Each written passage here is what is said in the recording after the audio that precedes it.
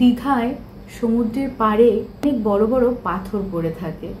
বহু মানুষ সেই পাথরের উপর বসে গল্পগুজব করে, হাওয়া খায়, সমুদ্রের ঢেউ দেখে। আর সমুদ্র প্রতিদিন তার জল দিয়ে ওই পাথরগুলোকে ধুইয়ে দিয়ে যায়। পাথরের উপরে যারা বসে থাকে, যখন সমুদ্রের ঢেউ অনেকটা চলে আসে, কিছু মানুষের পা ভিজিয়ে দিয়ে যায়, তাদের পাটা ভিজে যায়, পোশাক আশাক ভিজে যায়, পাথরকেও ভিজিয়ে দেয়। যেই জলটা নেমে যায়, পাথর আবার শুকিয়ে যায়। এই যে প্রতিটা দিন যে সমুদ্রের জল পাথরকে ভেজাচ্ছে, তাতে পাথরের না কোনো কিছু যায় আসে যায় না।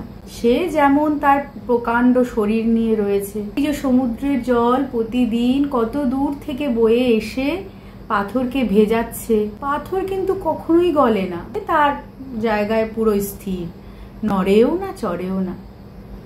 ঠিক তেমনি আমাদের জীবনেও এমন অনেক মানুষ আছে, আমরা তাদের যতই ভালোবাসি না কেন, তারা কিন্তু তাদের জায়গায় পুরো স্থির, তারা নড়বে না চড়বে। আমাদের এই ভালোবাসা তাদের মনের উপর কোনো এফেক্টই ফেলে না।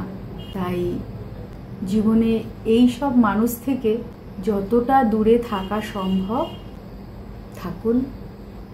মন ভালো থাকবে, নিজে ভালো থাকবেন, নিজের সংসার ভালো থাকবে।